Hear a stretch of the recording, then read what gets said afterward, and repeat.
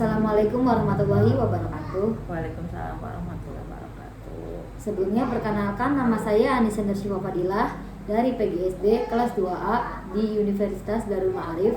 Di sini saya ingin memenuhi tugas mata kuliah filsafat dengan mewawancarai ibu yang mempunyai anak berusia 4 tahun yang bernama Cahaya Putri Setiadi dan ibunya yang bernama Ibu Iis Komalasari. Di sini langsung saja ya Bu, saya ingin mewawancarai Ibu tentang parenting. Apa Ibu tahu tentang parenting itu? Setahu saya, parenting itu ilmu tentang mendidik, mengasuh, membimbing anak dengan cara yang baik dan benar. Ya, setahu saya seperti itu. Oke. Dan di sini apa yang menjadi sebab orang tua tidak dapat mendidik anaknya dengan baik? Kurangnya rasa kesabaran dalam mendidik anak. Oh, berarti harus sabar ya. Karena Iya. sabar itu susah. Hal apa saja sih yang menjadi kendala orang tua dalam mendidik anak di era sekarang? Kebanyakan gadget Oh, anak lebih suka bermain gadget Iya. ketimbang belajar. sekarang tuh kurang lah gitu ya, untuk belajar ya. Apakah Ibu juga menyimak tentang konten tips mendidik anak di internet sering atau tidak? Atau bahkan belum pernah? Sering Oh. lewat TikTok kebanyakan kan, scroll tuh parenting tuh ya di TikTok kalau saya mah. Di mana Ibu menyimak konten tips mendidik anak? Instagram, TikTok, TV? Di TikTok.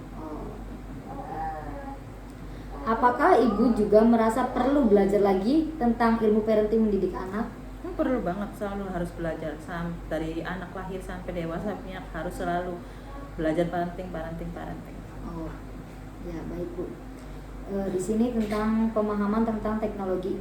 Apakah Ibu mengetahui apa saja sih aplikasi yang digunakan anak?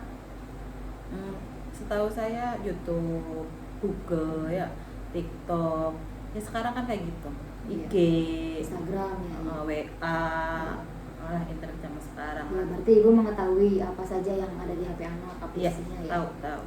Karena saya yang ngasih aplikasinya sih. Oh iya. Di sini apakah Ibu memahami dampak gadget terhadap perkembangan anak, Bu?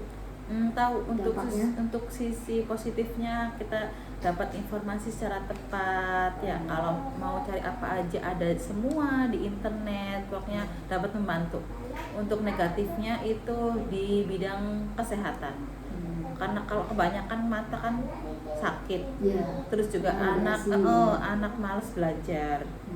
Anak ketergantungan gadget itu untuk negatifnya tuh. Untuk negatifnya. Apakah Ibu tahu bahaya apa saja yang dapat terjadi pada anak jika Ibu tidak mengetahui tentang privasi dan keamanan data anak? Tahu tidaknya? Tahu sedikit. Apakah Ibu mampu mengajarkan anak tentang keamanan online, privasi, dan mengenali bahayanya di internet?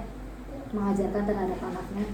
Ya, mengajarkan untuk anak tuh kalau kebanyakan bagaimana kalau kebanyakan main gadget nanti matanya merah, terus juga pendengarannya kurang fokus. Ini sering ngomong harus sering banget.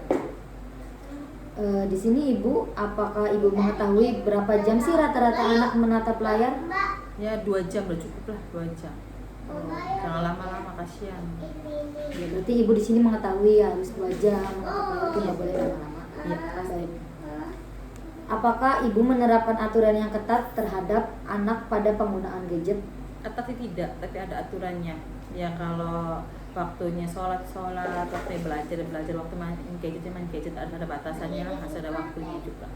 Enggak boleh. Oh, nggak bisa langsung dilepas ya Bu? Nanti ada batasannya. Iya, nggak boleh. Oke. Selanjutnya, apakah Ibu memilihkan konten tertentu pada anak? Pasti kontennya untuk anak juga, kontennya harus anak juga, tidak boleh melihat yang dewasa, kan nggak boleh. Iya. Harus sesuai dengan umur ya? usianya. Iya, harus sesuai dengan usianya lihatnya juga. Iya, berarti Ibu memilihkan. Pasti. Apakah Ibu sering berbincang dengan anak tentang konten yang ditontonnya? Sering, anak juga sering ngasih tahu kan, aku lihat ini, harus gini, harus ya hampir setiap hari sih kita berbincang, kita lihat apa gitu, apalagi anak kecil ya, lihat apa yang ini pasti tahulah orang tua pasti. Apakah ibu menggunakan gadget untuk belajar bersama anak? Pasti, karena membantu sekali sih untuk pelajaran anak. Apalagi kalau ada tugas, bikin apa, kita kan pasti lihatnya dari itu. Dari sosmed, dari gadget, dari internet. Iya, menggali terus informasi yang Iya. ada. Oke. Menggunakan gadget untuk belajar bersama anak tuh kadang tentang apa sih, Bu? Tentang pendidikan. Pendidikan, hiburan Hiburan. juga. Hiburan. Jadi anak kan nggak suntuk. Iya. Apalagi sekarang kan tahu sendiri, udah ramai TikTok tuh gimana. Iya. Baik. Tapi harus ada orang tuanya ya, Iya. pengawasannya. Apakah ibu sering membatasi konten tertentu yang ditonton oleh anak ibu? Membatasi? Pasti harus dibatasi. Nggak boleh kita sebagai orang tua tuh melepaskan anak, tidak boleh. Apakah anak ibu sering bercerita tentang pengalaman apa saja sih yang mereka tonton di dalam gadget itu? Setiap dia habis lihat apa gadget ya, lihat YouTube tuh ngapain atau lihat kartun apa pasti cerita seorang anak kecil, pasti kalau anak saya pasti cerita. Oh, baik.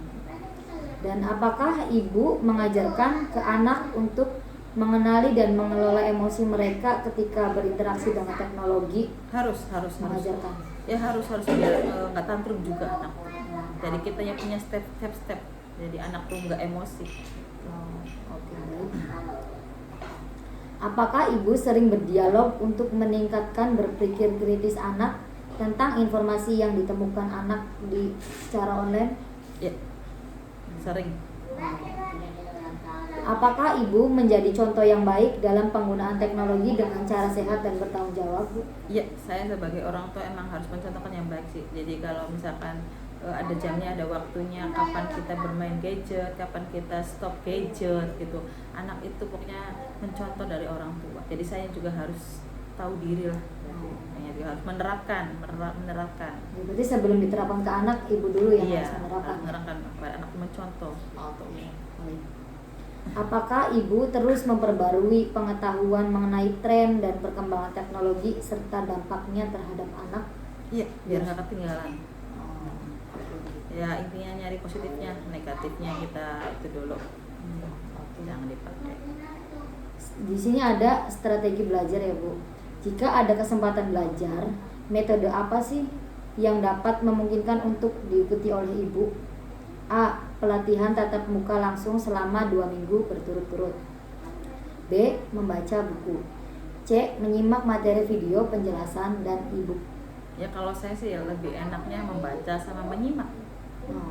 Kalau yang pelatihan tuh ya karena 2 minggu sih, jadi enaknya setiap hari. Kalau membaca kan bisa setiap kapan, setiap waktu.